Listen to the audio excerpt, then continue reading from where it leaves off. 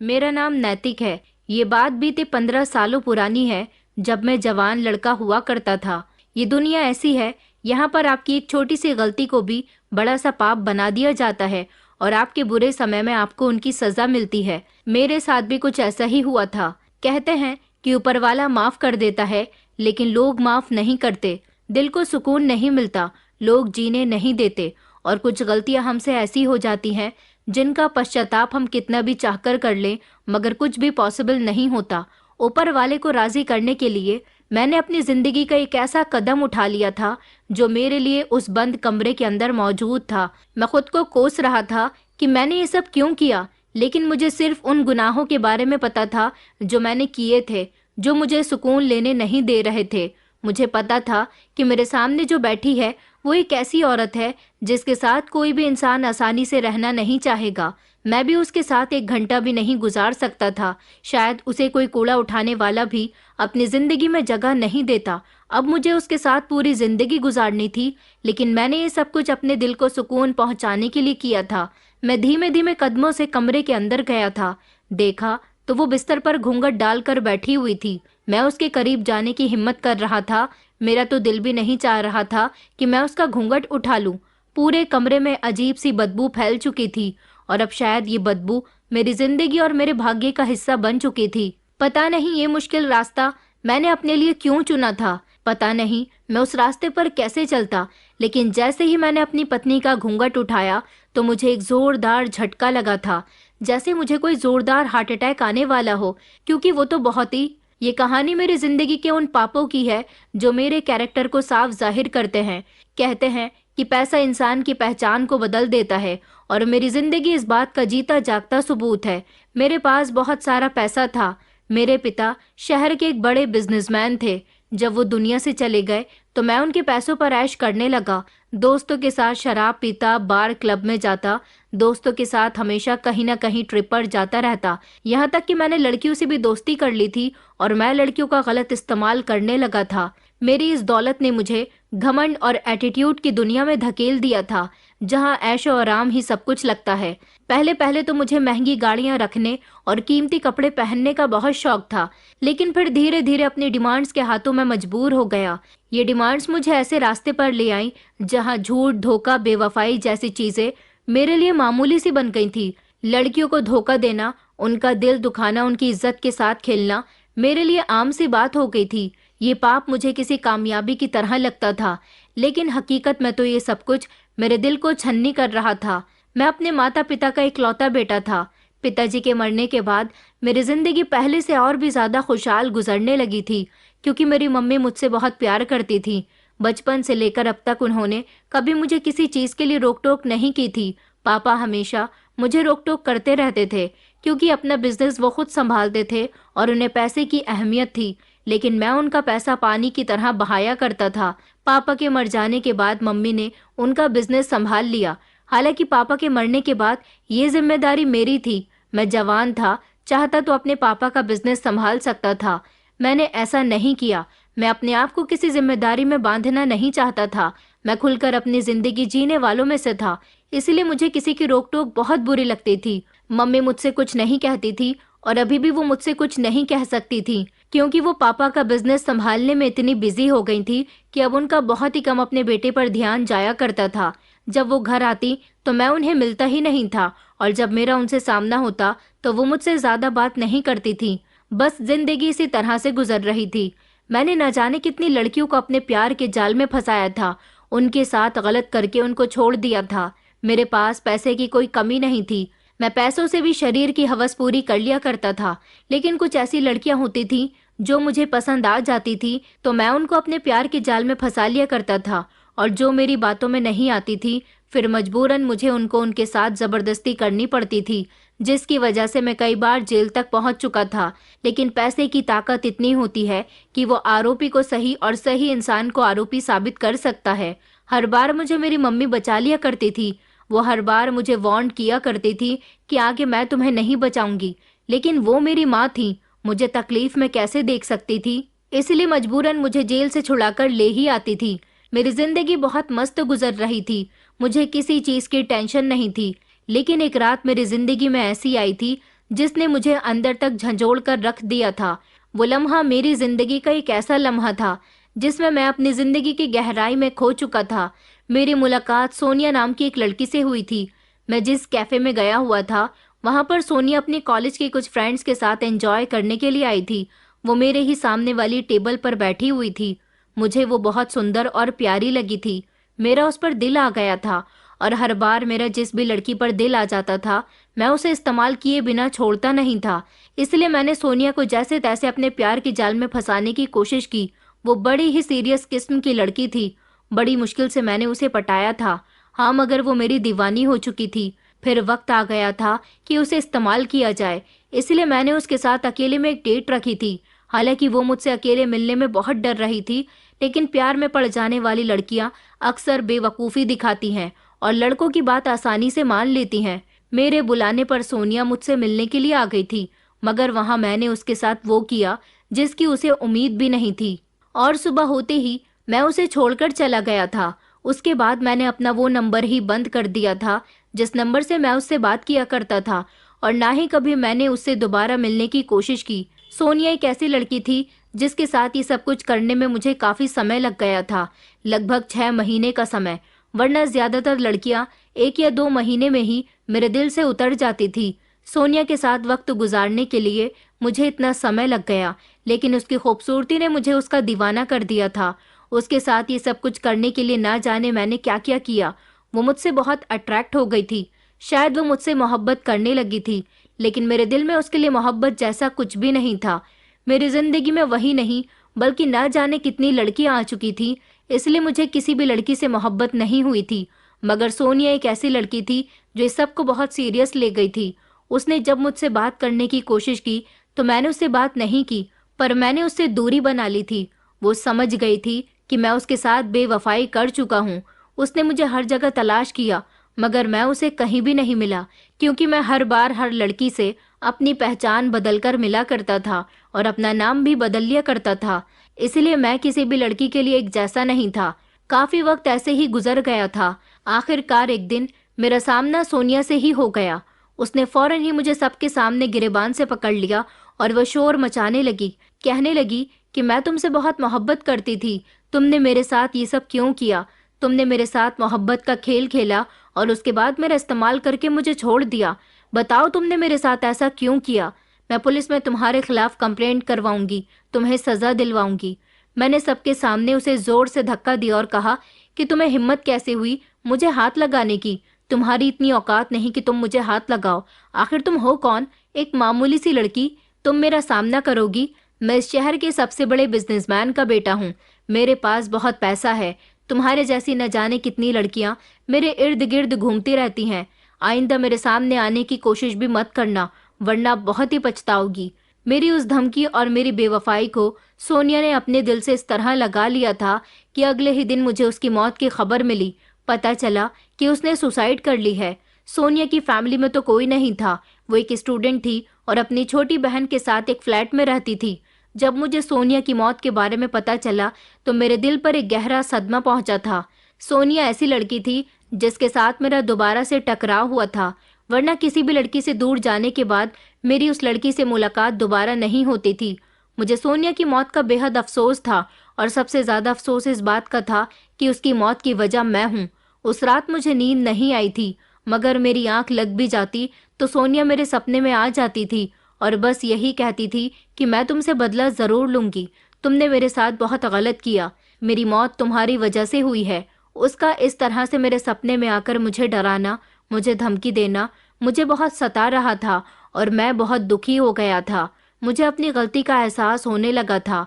पाप का ये बोझ मेरे दिल पर धीरे धीरे बढ़ने लगा था।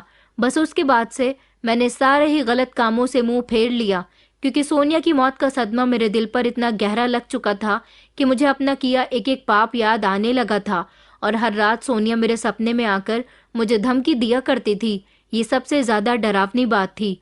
रातों को मैंने सोना छोड़ दिया था। मेरी जिंदगी से धीरे धीरे सुकून खत्म होने लगा था और मैं डिप्रेशन का शिकार होने लगा था। मेरी ऐसी कंडीशन हो गई थी कि मैं रात को कमरे में पहुंचने के बाद चिल्लाने लगता था।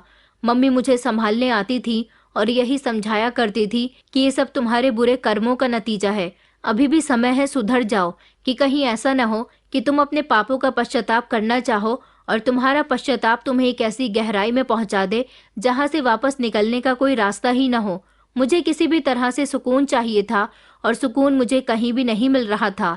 मैं अंदर ही अंदर इतना परेशान हो गया था कि मुझे अपने आप से नफरत होने लगी थी और मैं सोचता था कि मैंने अपने बीते हुए समय में इतना सब कुछ गलत क्यों किया। बार बार मुझे सोनिया की याद आती थी। मेरा मन करता था कि वो कहीं से भी आ जाए और मैं उससे माफी मांग लूं। मुझे ऐसा लगता था जैसे माफी मांगकर ही मेरे दिल का बोझ हल्का हो सकता है। मुझे हर जगह सोनिया का चेहरा नजर आता था, लेकिन सोनिया इस दुनिया से जा चुकी थी और यही हकीकत थी। मैंने अपने दोस्तों के साथ उठना बैठना भी बंद कर दिया था। एक दिन मेरे दोस्त मुझसे मिलने के लिए आए और कहने लगे कि तुमने हमारे साथ कहीं घूमना फिरना, पार्टी करना और लड़कियों के साथ बातचीत करना भी छोड़ दिया। आखिरकार तुम इतने कैसे बदल गए? फिर मैंने उनको बताया कि सोनिया की मौत हो गई है और उसके मर जाने के बाद से मेरे दिल पर एक भारी बोझ है जिसे मैं उतार नहीं पा रहा हूँ। शुरू में तो मुझे अपने किए पर कोई अफसोस नहीं था, लेकिन जब मेरी आत्मा पर यह पाप छाने लगा, मेरे साथ बहुत बुरा होने लगा। मुझे लगा था कि मेरी बात सुनकर मेरे दोस्त मेरे साथ हमदर्दी जताएंगे या फिर मेरा साथ देंगे, मगर वो तो जोर जोर से हंसने लगे और कहने लगे कि तुम मजाक कर रहे हो ना, देखो ये सब सिर्फ कुछ दिनों तक ही होता है, बाद में तुम अपनी जगह पर आ जाओगे। तुम शरीफ होने का ड्रामा कर रहे हो और ये ड्रामा सिर्फ तुमसे कुछ ही दिनों तक ही हो पाएगा, उसके बाद वही करोगे जो किया करते थे। वैसे भी तुम्हें इस सब की आदत है और इंसान आदत से मजबूर होता है। वो कभी भी अपनी आदतों को ज्यादा दिन तक कंट्रोल में नहीं कर सकता, क्योंकि हर इंसान का खुद पर काबू होता है लेकिन आदतों पर नहीं होता। मुझे अफसोस हो रहा था कि ऐसे कठिन समय में मेरे दोस्त मेरी तकलीफ को नहीं समझ पा रहे थे, बल्कि मुझ पर हंस रहे थे। मेरे ऐसे दोस्त जिन पर मैंने अपना ना जाने कितना कीमती समय बर्बाद किया था और अपना ढेर सारा पैसा भी मैं उन लोगों पर खर्च किया करता था, उन लोगों के पास से उठकर मैं आ गया था और मैंने सोच लिया था कि मैं अब कभी भी अपने दोस्तों का सामना नहीं करूंगा। मुझे अपने दिल का बोझ हल्का करने के लिए कुछ ना कुछ तो करना ही होगा। फिर मैंने सोचा कि सोनिया तो अब वापस नहीं आ सकती और सोनिया के अलावा भी मैं ना जाने कितनी लड़कियों की जिंदगी बर्बाद कर चुका हूँ। मेरे पापों का घड़ा भर चुका है, तभी तो मुझे किसी पल भी सुकून नहीं है। क्या मुझे तब सुकून आएगा जब मैं अपने पापों का पश्चाताप कर लूंगा? लेकिन मेरे पापों का पश्चाताप कैसे होगा? मेरे इस फैसले से मेरे सारे करीबी लोग मुझसे दूर हो गए थे, जिनको मैं अपना सब कुछ समझता था। लेकिन हकीकत ये थी कि वो सिर्फ मेरे पैसे और मेरे रुतबे की वजह से मेरे साथ थे। मैंने कभी भी अपने पिता के नाम का फायदा नहीं उठाया था। मेरे पिता एक बहुत ही इज्जतदार इंसान थे। मैंने हमेशा उनका नाम डुबोया था। मैं चाहता तो अपनी माँ की जगह खुद उनका बिजनेस संभालता और उनका नाम रोशन करता। सबसे पहले तो मेरे दोस्त ही मेरे खिलाफ हो गए थे। मैंने उनके साथ अपना काफी समय बर्बाद कर दिया था। रात के समय पार्टियां करना, कोठों पर जाना, बिना मतलब लड़ाई झगड़ा करना।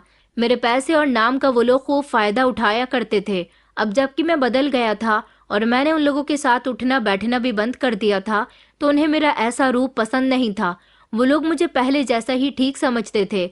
उन्हें मेरा ये नया रूप पसंद नहीं आया था, क्योंकि मेरे इस नए बदलाव से उनका फायदा खत्म हो गया था। क्योंकि वो हमेशा मेरे पैसों पर ऐश करते थे और अब मैंने फिजूल खर्ची करनी बंद कर दी थी और अपने पापा का बिजनेस ज्वाइन कर लिया था और अब मैं पैसे भी बहुत सोच समझकर खर्च करने लगा था। मेरे इस बदलाव पर मेरी मम्मी बहुत खुश हुई थी। उन्होंने कहा था कि बेटा, जिंदगी की हकीकत यही है कि अगर हम अच्छाई के रास्ते पर चलेंगे तो हमारे साथ हमेशा अच्छा होगा, और अगर हम बुराई के रास्ते पर चलेंगे तो हमारे साथ हमेशा बुरा होगा। इसलिए बुरा करने से पहले बुरा होने के अंजाम के बारे में सोच लेना चाहिए। मम्मी की बात मुझे अच्छी तरह से समझ आ रही थी, क्योंकि उन्हें मेरी हालत पर तरस आने लगा था और ये एहसास भी होने लगा था कि जब मैं बिगड़ा हुआ था तब वो मुझ पर रोक टोक क्यों नहीं करती थी। अगर उन्होंने मेरे ध्यान से परवरिश की होती तो शायद मेरे लिए अब ये वक्त न आया होता। फिलहाल मैं चाहता था कि मैं अपने पापों का पश्चाताप करने के लिए किसी ऐसी लड़की से शादी करूं जिसे किसी के सहारे की जरूरत हो। जिस हिसाब से मैं लड़कियों की इज्जत खत्म कर चुका था, शायद इसी तरह से मेरे दिल को सुकून मिल सकता था। दुनिया की सारी लड़कियों की मदद तो मैं नहीं कर सकता था, लेकिन कोई एक ऐसी लड़की जो बेहद जरूरतमंद हो, जिसके साथ बंधन में बंध जाने पर मेरे सारे पाप धुल जाएं। इसलिए मुझे किसी ऐसी ही लड़की की तलाश थी। लेकिन मैं ऐसी लड़की को कहाँ तलाश करता, मेरी कुछ समझ नहीं आ रहा था। मैंने अपनी मम्मी से भी बोल दिया था कि मुझे शादी करनी है, और मैंने पहले जो कुछ भी किया है उस सब से छुटकारा पाकर अपने दिल को तसल्ली दिलानी है। ऐसी ज़रूरतमंद लड़की कहाँ मिलेगी? मुझे ऐसी लड़कियों की तलाश करनी होगी, और जो लड़की मुझे सबसे ज़्यादा ज़रूरतमंद और हालात की मारी मिलेगी, मैं उसी से शादी कर लूँगा।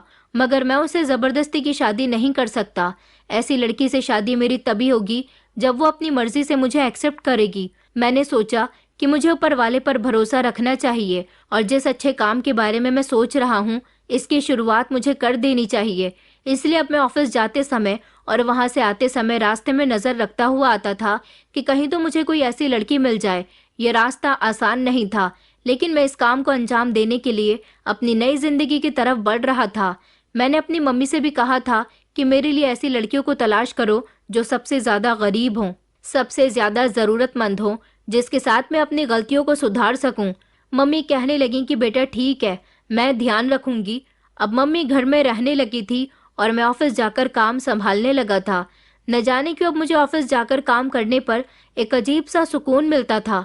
ऐसा लगता था जैसे मेरे पापा मेरे आसपास हैं और मुझे देखकर मुस्कुरा रहे हैं। लेकिन रातों की वो बेचैनी अभी भी खत्म नहीं हुई थी। मैं रातों को रोया करता था और सोनिया की आत्मा से माफी मांगता था। फिलहाल मेरी जिंदगी का रूटीन बदल चुका था। मैंने अपने आप को काफी हद तक बिजी कर लिया। आते जाते मेरी जरूरतमंद लड़कियों पर नजर रहती थी, मगर कोई भी लड़की मुझे ऐसी नहीं मिली थी जो मेरे दिल को ज्यादा भा जाए और जिसकी मदद करने के लिए मेरा दिल अंदर से पुकारे। एक दिन मेरी नजर अपने ही घर के पास टहलती एक खूबसूरत और जवान लड़की पर गई। इस लड़की के कपड़े फटे पुराने थे और ये जगह जगह खड़े होकर आते जाते लोगों से भीख मांग रही थी। वो मुश्किल से 21 या 22 साल की होगी, लेकिन उसकी हालत इतनी खराब थी कि उसे देखकर मुझे घिन महसूस हो रही थी। उसके बाल उलझे हुए और गंदे थे, जैसे महीनों से धोए न हो। उसने फटे हुए कपड़े पहन रखे थे जो जगह जगह से गंदे और मैले हो रहे थे। उसके पैर में चप्पल तो थी, लेकिन उसका असली रंग पहचानना मुश्किल हो रहा था। उसके पैर भी काले हो चुके थे, जैसे वो सड़कों पर दिन रात चलती रहती हो। उसके चेहरे पर थकन और गरीबी साफ नजर आ रही थी, लेकिन इस सब के बावजूद अगर गौर से देखा जाता तो उसके चेहरे की बनावट बहुत ही सुंदर थी। मेरा दिल नहीं माना। मैं उसकी हालत पर गौर करता रहा। वो हर आते जाते इंसान के आगे हाथ फैला रही थी और अक्सर लोग उसे इग्नोर कर देते। कोई उसे सख्ती से धुतकार रहा था तो कोई उसकी तरफ देखे बिना ही आगे बढ़ जाता।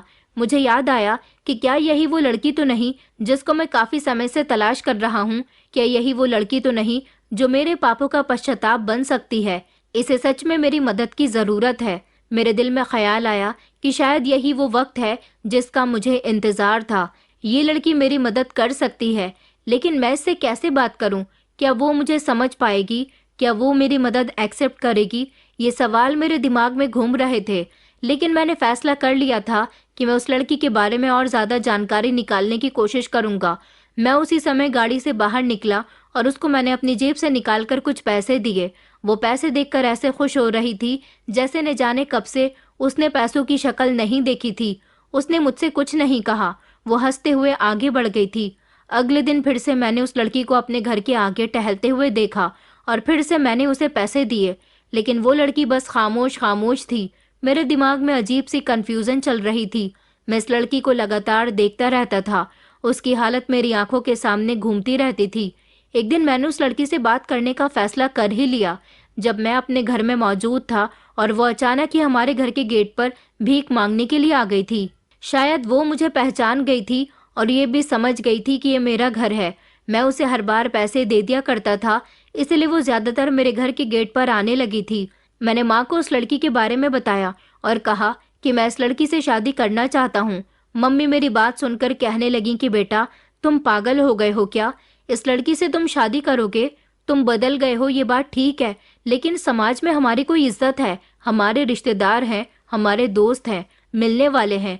वो लोग क्या कहेंगे कि मैंने तुम्हारी शादी एक भिखारन लड़की से करवा दी?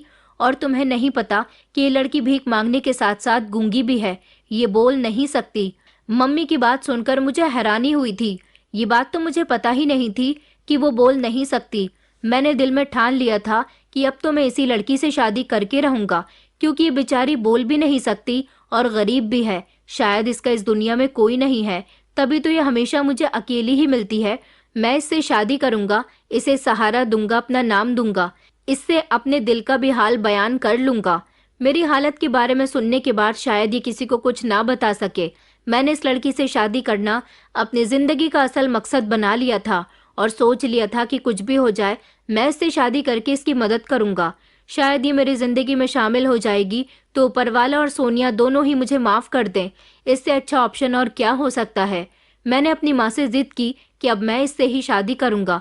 मम्मी मेरी शादी के लिए राजी नहीं हो रही थी। मैंने उन्हें बड़ी मुश्किल से मनाया था और कहा था कि मुझे दुनिया की परवाह नहीं है, मुझे सिर्फ इस लड़की को अपनी जिंदगी में शामिल करना है। मैं जिद्दी तो शुरू से ही था। मेरी मम्मी ने मेरी बात मान ली थी। मैंने भी इस लड़की से बात की, इससे पूछा कि तुम्हारा नाम क्या है, क्या तुम मुझसे शादी करोगी। पहले तो इसने चारों तरफ देखा और फिर अपनी आंखों से मेरी आंखों में देखने लगी। मैंने उसे भरोसा दिलाया कि मैं तुम्हें बहुत खुश रखूंगा। उसने धीमी सी गर्दन हिलाकर हाँ में जवाब दिया और पेन से मेरे हाथ पर अपना नाम निशा लिखकर बताया था। मैं बहुत खुश हुआ था। मुझे अच्छा लगा था कि उसने फौरन ही मेरे हक में फैसला कर दिया था। फिर मेरी शादी उसके साथ हो गई थी, लेकिन मंडप में जब वो मेरे बराबर में बैठी हुई थी तब उसके अंदर से उठने वाली गंध मुझे बहुत तेज आ रही थी। हालांकि मैंने उसे बाजार से कपड़े दिलवाए थे कि उसकी हालत काफी हद तक सुधारने की कोशिश की थी। शायद ऐसी बदबू उसके शरीर में बस गई थी। हकीकत तो ये थी कि वो अपने बीते हुए कल का सितम पूरी तरह से खत्म नहीं कर सकती थी। मैं सोचने लगा, मैंने ये क्या कर लिया। क्या सच में मैं इस सब के लिए तैयार था। लेकिन मेरा मन कह रहा था कि ये लड़की तुम्हारी जिम्मेदारी है, तुमने इसे अपनी पत्नी बनाया है और अब तुम्हें इसे इज्जत देनी होगी। दूसरी तरफ मेरा दिल ये कह रहा था कि मैंने अपनी जिंदगी की सबसे बड़ी गलती कर ली है। मैं सोचने लगा, क्या सच में इस लड़की के साथ मेरी जिंदगी पूरी हो सकती है। क्या मैं अपने बीते हुए कल को भुला सकता हूँ। वो मेरे कमरे में जा चुकी थी। थोड़ी देर के बाद मैं भी कमरे के अंदर गया तो एक अजीब सी बदबू आ रही थी। मेरे दिल में ख्याल आया कि शायद मैंने बहुत जल्दी फैसला कर लिया। मुझे कुछ सोचने समझने के लिए समय चाहिए था, लेकिन अब मेरे पास भागने का कोई रास्ता नहीं था। मैं कमरे के अंदर गया, उसके पास जाकर बैठ गया। जैसे ही मैंने उसका घूंघट उठाया तो मेरे होश उड़ गए थे। ये वो लड़की नहीं थी जिसको मैंने देखा था, बल्कि ये तो कोई परी लग रही थी। ये इतनी सुंदर थी कि मुझे अपनी आंखों पर विश्वास नहीं हो रहा था। लाल दुल्हन के कपड़ों में वो बेहद ही खूबसूरत लग रही थी। उसके गोरे गोरे हाथों पर मेहंदी थी।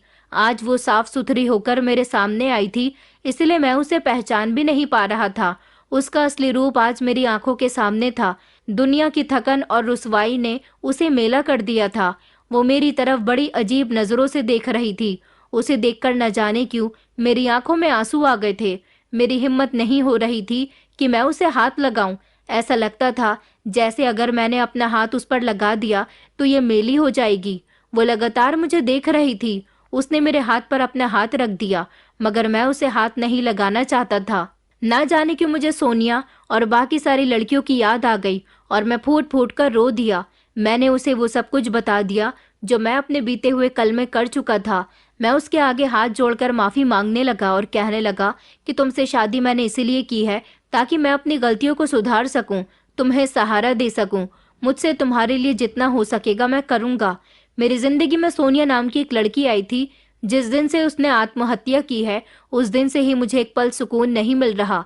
तुमसे नजर मिलाने के मैं काबिल नहीं हूँ। तुम्हारे आगे मैं अपने दिल का हाल इसीलिए बयां कर रहा हूँ क्योंकि तुम मेरी हालत को सुन सकती हो मगर किसी से कह नहीं सकती। सारी रात मैं उसे अपने दुख तकलीफ के बारे में बताता रहा था और वो खामोशी से आंखें फाड़कर मुझे देखती रही।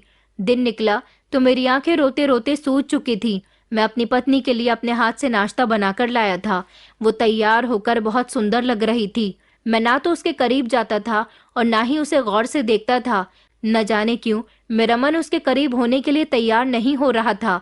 वो धीरे धीरे मेरे करीब आ भी जाती थी मगर मैं उसे दूर कर दिया करता था।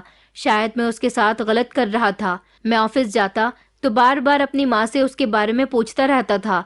नौकरों से भी कह दिया था कि वो उसका ख्याल रखें, मगर जब मैं घर आया तो मम्मी ने मुझे एक बड़ी ही अजीब बात बताई थी। मम्मी ने कहा कि बेटा, तुम्हारी पत्नी कभी कभी बहुत अजीब हरकत करती है।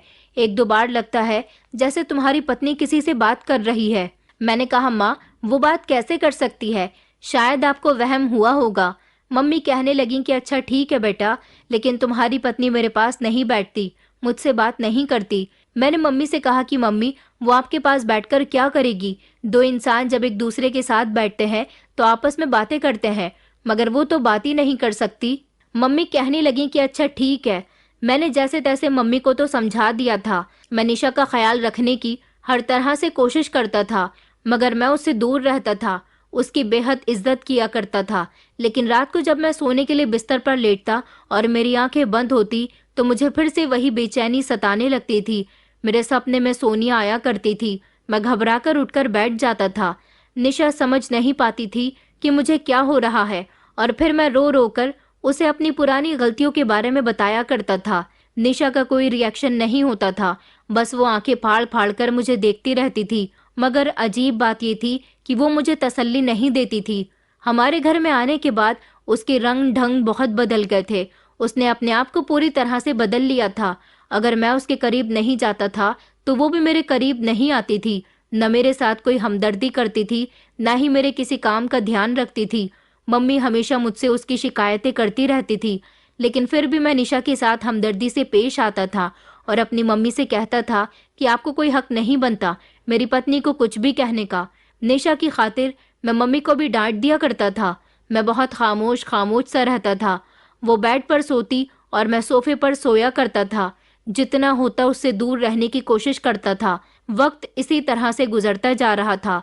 मैं खुश था कि मेरी पत्नी बहुत अच्छी है और उसे हर तरह का आराम मिल रहा है। एक दिन मैंने एक डॉक्टर से बात की और उनको अपनी पत्नी की कंडीशन के बारे में बताया। उन्होंने कहा कि हम आपकी पत्नी को देखना चाहते हैं, उनसे मिलना चाहते हैं ताकि देख सकें कि उनकी कंडीशन कैसी है। दरअसल मैं अपनी पत्नी का इलाज करवाना चाहता था। मैं चाहता था कि अगर पॉसिबल हो तो मेरी पत्नी का ट्रीटमेंट हो जाए और वो बोलने लगे। ज्यादातर निशा इशारों में ही बातें किया करती थी। मैं चाहता था कि वो भी बोलने लगे, इसलिए एक दिन मैंने निशा से कहा कि निशा, मैं तुम्हारा इलाज करवाना चाहता हूँ।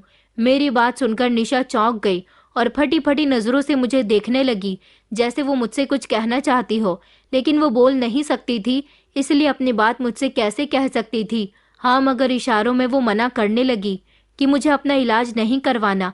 मैंने कहा कि नहीं, मैं तुम्हें डॉक्टर के पास ले जाऊंगा। वो इशारे से कहने लगी कि मेरा इलाज नहीं हो सकता, मैं बचपन से ही ऐसी हूँ। मैंने कहा कि कोई बात नहीं, मेरे पास पैसे की कमी नहीं है और ये दुनिया बहुत बड़ी है। इस दुनिया के किसी न किसी कोने में तो तुम्हारा इलाज होगा ना, चाहे मुझे तुम्हारा इलाज करवाने के लिए कितनी ही दूर क्यों न जाना पड़े। मैं हर जगह जाऊंगा, लेकिन तुम्हारी ठीक होने में मदद करूंगा। वो मेरी बात पर घबरा गई। इलाज की बात सुनकर मम्मी भी खुश हुई थी। उन्होंने कहा था कि बेटा, फिर तुम भी हमारी तरह बातें करने लगोगी। मैं उसे अपने साथ ले जाने की बहुत जिद कर रहा था, मगर वो बार बार मुझसे मना कर रही थी कि उसे मेरे साथ डॉक्टर के यहाँ नहीं जाना। मुझे लगा कि शायद वो डर रही है। उस दिन मुझे एक अर्जेंट मीटिंग में जाना था, इसलिए मैं निशा को डॉक्टर के पास नहीं ले जा सका। अगले दिन फिर से मैंने निशा से कहा कि चलो, मैं तुम्हें डॉक्टर के यहाँ लेकर चलता हूँ, तो उसने फिर से इनकार कर दिया। मैंने उसके बाद उससे कोई जोर जबरदस्ती नहीं की, लेकिन ना जाने क्यों मेरे दिल में ये कमी रहती थी कि मुझे निशा को समझाना चाहिए। इसलिए मैं उसे समझाने के लिए बैठ गया था। मैंने उससे कहा कि देखो, इस दुनिया में अब कोई भी इलाज इम्पॉसिबल नहीं है। मैं एक बार कोशिश करके तो देख सकता हूँ ना कि तुम्हारी आवाज वापस आ सकती है या नहीं। लेकिन अभी भी लगातार निशा गर्दन हिलाकर मना कर रही थी। मैंने कहा चलो तो फिर ठीक है, तुम्हारी मर्जी, मैं तुम्हारे साथ जबरदस्ती नहीं करूंगा, और मैं उसके पास से उठकर चला गया था। वो मुझे देखती रह गई थी। अगले दिन सोनिया की तबीयत बहुत खराब हो गई थी। मुझे पता चला कि उसकी तबीयत खराब है तो मैं पागल हो गया और फौरन ही उसे अस्पताल लेकर गया था। उसे मलेरिया हो गया था और डॉक्टर ने उसे आराम करने के लिए बताया था, ज्यादा से ज्यादा उसका ख्याल रखने के लिए बताया था। मैं अस्पताल में सारी रात उसके लिए जागता रहा था, उसका ख्याल रखता रहा, उसे किसी चीज की कमी न हो इसलिए उसके पास रहा। निशा की तबीयत ठीक नहीं थी। जब उसकी कुछ तबीयत बेहतर हुई तो उसने आंखें खोल कर देखा। मैं उसके करीब ही बैठा हुआ था। मैंने निशा से घबराकर उसकी तबीयत पूछी तो आने वाले लम्हों ने मेरे पैरों तले से जमीन निकाल दी थी, क्योंकि निशा ने मेरी बात का जवाब इस बार इशारों में नहीं बल्कि आवाज में दिया था, और उसकी आवाज बेहद बारीक और सुंदर थी, लेकिन वो बोल सकती थी, इस बात पर मुझे हैरानी हो रही थी। मैं उसे चौंक कर देखने लगा। मुझे तो यकीन ही नहीं हो रहा था कि क्या सच में उसने मुझे अपनी आवाज में जवाब दिया था कि मैं ठीक हूँ। ये सुनकर मैं चौंक गया था। मैंने कहा, निशा, तुम बोल सकती हो। वो खामोश हो गई और फिर से उसने मेरी बात का जवाब, जी मैं बोल सकती हूँ, में दिया। तो मैंने उससे कहा, तो फिर तुम गूंगी बनने की एक्टिंग क्यों करती रही? मैंने उससे कांपते हुए शब्दों में कहा। उसकी आंखों में अचानक आंसू आ गए और वो कहने लगी कि जी, मैं गूंगी बनने की एक्टिंग कर रही थी और मैं कोई भीख मांगने वाली लड़की भी नहीं हूँ। मैंने उसकी तरफ देखा और कहा, क्या तुम सच कह रही हो? वो कहने लगी, जो मैं कह रही हूँ वो बिल्कुल सच है। मैंने कहा, तुमने ये सब कुछ क्यों किया? कौन हो तुम? तुम भीख मांगने वाली भी लड़की नहीं हो और गूंगी भी नहीं हो, बोल सकती हो। तो फिर क्या है तुम्हारी पहचान? वो कहने लगी कि मैं सोनिया की बहन हूँ, वही सोनिया जिसने आपके खातिर आत्महत्या कर ली थी। उसकी बात पर मैं घबरा गया था। उसने कहा कि मेरा इस दुनिया में मेरी बड़ी बहन सोनिया के अलावा कोई भी नहीं था। हम दोनों हमेशा एक साथ रहते थे। मेरी बहन सोनिया को तुमसे प्यार हो गया। वो बहुत खुश रहने लगी थी। हमेशा दिन रात उठते बैठते सोते जागते तुम्हारी ही बातें करती रहती थी। लेकिन जब तुमने उसे इस्तेमाल किया और उसे धोखा दिया तो वो हमेशा तुम्हारी तलाश करती रहती थी। फिर एक दिन उसे पता चला कि तुमने उसके साथ बेवफाई की है। उस बेचारी ने पंखे से लटककर अपनी जान दे दी। तब से मैं अकेली रह गई। मैंने सोच लिया था कि मैं अपनी बहन की मौत का बदला जरूर लेकर रहूंगी। मेरी बहन जब तुमसे आखिरी बार मिलकर आई थी और तुमने उसको बेइज्जत किया था तो उसने मुझे बताया था कि तुम बहुत घमंडी और बिगड़े हुए अमीर बाप के बेटे हो। तुमने उससे मोहब्बत नहीं की, सिर्फ उसका इस्तेमाल किया। इसलिए मेरी बहन का दिल टूट गया था और तुम उसे कभी अपनाना नहीं चाहते थे, इसलिए उसने अपनी जान दे दी। मैंने अपनी बहन का फोन चेक किया जिसमें उसके तुम्हारे साथ ज्यादा फोटो तो नहीं थे। हाँ, मगर एक फोटो था जिसे देख देख कर वो हमेशा तुम्हें याद करती रहती थी। मेरे पास तुम्हारे फोटो के अलावा तुम्हारी और कोई भी जानकारी नहीं थी, इसलिए मैंने तुम्हारे बारे में जानकारी इकट्ठी की, तुम्हें तलाश किया और फिर एक गरीब भीख मांगने वाली बनकर तुम्हारे घर के इर्द गिर्द टहलती रही। मुझे पता चल गया था कि तुम्हारी जिन लड़कियों पर नजर पड़ जाती है तुम उनको किसी भी हालत में हासिल करके रहते हो। मैं जानती थी कि मुझ पर भी तुम्हारी नजर जरूर पड़ेगी, मगर जैसा मेरी बहन ने मुझे तुम्हारे बारे में बताया था और जैसा मैंने तुम्हारे बारे में सोचा था तुम उस सब से बिल्कुल अलग हो। मैंने सोचा था कि मैं बहाने से तुम्हारे घर में घुसूंगी, तुम्हें और तुम्हारे परिवार को बर्बाद करूंगी, लेकिन तुमने मुझे ऐसा करने का मौका ही नहीं दिया। तुमने खुद मेरे आगे शादी का ऑफर पेश कर दिया। मैं नहीं जानती थी कि तुम्हें मेरी हकीकत के बारे में पता चल गया है या फिर तुम खुद ही एक गरीब लड़की से शादी करना चाहते हो और फिर तुम्हारा इतना नरम और मीठा लहजा, मेरे साथ इतनी इज्जत से पेश आना, मेरे साथ शादी करना, ये जानकर भी कि मैं एक गरीब और गूंगी लड़की हूँ। तुम्हारी ये सारी हरकतें मेरे दिल को छू गईं। मुझे ऐसा लगने लगा कि जिस इंसान के लिए मेरी बहन ने आत्महत्या की है ये वो इंसान नहीं है, बल्कि मेरी बहन गलतफहमी में अपनी जान की बाजी हार गई। जिस लड़की से मेरी बहन प्यार करती थी तुम वो नहीं हो, तुम तो बिल्कुल ही अलग हो। मैं तो यहाँ अपनी बहन की मौत का बदला लेने के लिए आई थी, मगर जब मैंने तुम्हारा बर्ताव देखा तो मैं पूरी तरह से शॉक्ड रह गई। तुम्हारी माँ को भी मैंने तंग करने की बहुत कोशिश की, लेकिन तुमने उनको भी बोल दिया कि खामोशी से सब कुछ बर्दाश्त करें, और तुम्हें ये पता है कि मैं गूंगी हूँ, फिर भी तुम मेरा इलाज करवाना चाहते थे। तुम्हारे दिल में मेरी अहमियत बढ़ गई। तुम्हारी मोहब्बत, तुम्हारा ध्यान, तुम्हारी हर एक चीज ने मेरे दिल में गहराई कर ली है। मैं अपनी बहन की मौत का बदला भूलकर तुम्हारी मोहब्बत में डूब गई। मैंने सोचा था कि मेरी तुम्हारे साथ शादी हो जाएगी तो मैं तुमसे चुन चुनकर अपनी बहन की मौत का बदला लूंगी, तुम्हारे करीब नहीं जाऊंगी, औरत की इज्जत करना क्या होता है तुम्हें सिखा दूंगी। मगर तुम तो खुद ही मेरे करीब नहीं आते थे, मुझसे नजर झुकाकर बात करते थे, मेरी बहन की मौत के लिए शर्मिंदा रहते थे। जो गलतियां तुमने की हैं उनकी माफिया मुझसे मांगते रहते थे, तो फिर मैं तुमसे क्या बदला लेती? आज मैं तुम्हें अपनी हकीकत इसलिए बता रही हूँ क्योंकि मुझे तुम्हारी मोहब्बत का एहसास हो गया। क्या तुम वही इंसान हो जिसने मेरी बहन के साथ गलत किया था? मैं शर्मिंदा होकर खड़ा हुआ था। मैंने कहा कि हाँ, मैं वही इंसान हूँ। मैं अपने आप को बहुत बुरा इंसान समझता हूँ। मुझे अपने आप से घिन महसूस होती है। सोनिया की मौत के बाद मुझे एहसास हुआ था कि मैंने उसके साथ कितना गलत किया। उसकी मौत के बाद मैं काफी संभल गया था। मैंने अपने आप को सुधारने की बहुत कोशिश की, तभी मैंने तुमसे शादी की ताकि मैं अपने पापों का पश्चाताप इसी तरह से कर सकूं। मैं हर तरह से तुम्हारा ख्याल रखना चाहता था कि कोई ऐसी लड़की मेरी जिंदगी में आ जाए जिसे मैं सारी जिंदगी ख्याल रखता रहूं, उसकी ख्वाहिशें पूरी करता रहूं, तो शायद मेरे दिल से सोनिया का ख्याल निकल जाएगा। सोनिया की आत्मा मुझे माफ कर देगी। लेकिन वो अभी भी मेरे सपने में आती है और मेरे दिल को सुकून नहीं है। मैंने निशा के आगे हाथ जोड़ लिया और कहा कि मैं वाकई बहुत बुरा हूँ। मेरी वजह से तुम्हारी बहन इस दुनिया को छोड़कर चली गई। मेरी वजह से उसका दिल टूटा था। काश वो मेरे सामने आ जाए और मैं उससे माफी मांग लूं। निशा कहने लगी कि आपको पछतावा है, यही बहुत बड़ी बात है, वरना दुनिया में कुछ ऐसे भी लोग होते हैं जो गलती करने के बाद उसका पछतावा भी नहीं करते। जिन लोगों को पछतावा होता है वही लोग अपने पापों से मुक्त हो जाते हैं। वो इंसान कभी भी बुरा नहीं होता जो खुद को बुरा बताता है। आप ये समझ लीजिए कि मेरी बहन ने आपको माफ कर दिया और मैंने भी, क्योंकि जिस रूप में मैं आपको देख चुकी हूँ मेरे लिए वही काफी है। और उम्मीद है कि मेरी बहन ये देखकर खुश हो रही होगी कि आप संभल गए और सुधर गए हैं। मैं निशा के आगे हाथ जोड़कर फूट फूट कर रोने लगा था और अब मुझे यह एहसास हुआ था कि अगर हम अपनी गलतियों की माफी वक्त से पहले मांग ले तो शायद हमारा ज्यादा बड़ा नुकसान न हो। लेकिन वक्त निकलने के बाद भी अगर हम अपनी गलतियों को रियलाइज कर लेते हैं तो भी ऊपर वाला हमारी मदद करता है। निशा भले ही सोनिया की बहन थी, लेकिन निशा को देखकर मुझे यह एहसास हो गया था कि सोनिया ने मुझे माफ कर दिया है। वो उसकी बहन थी और अब मेरी पत्नी बन चुकी थी। मैंने उससे वादा किया था कि मैं सारी जिंदगी तुम्हारे साथ रहूंगा। निशा ने कहा था कि मैं भी आपके साथ रहना चाहती हूँ। मुझे आपसे मोहब्बत हो गई है। मेरी बहन की मोहब्बत कामयाब ना हो सकी तो क्या हुआ, मैं आपके साथ रहूंगी। मैं आज भी अपनी पत्नी का शुक्रगुजार हूँ जो मेरी जिंदगी में इस तरह शामिल हो गई और मुझे मेरे पापों से मुक्ति मिल गई। और उस दिन के बाद से मेरी जिंदगी में सुकून ही आता चला गया।